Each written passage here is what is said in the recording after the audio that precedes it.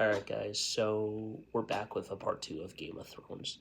Uh, let's talk about the earlier season. So it was hinted at that Dany would burn King's Landing in the earlier seasons, specifically season 2. When we see Dany in that dream sequence or vision as she enters the throne room and sees the Iron Throne and it's snowing, that's not actually snow, that's ash. And it's open to your interpretation, but a lot of people say that's ash and not snow. But whatever it is.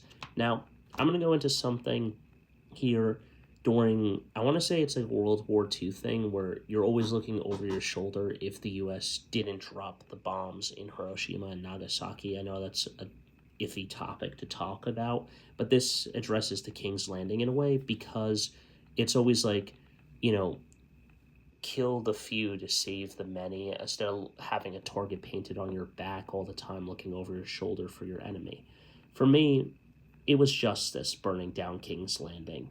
Those people weren't innocent. They cheered for Ned Stark being beheaded.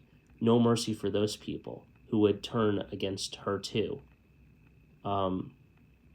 She wasn't becoming mad. She was afraid and wanted power, and she was grieving and lost her friends.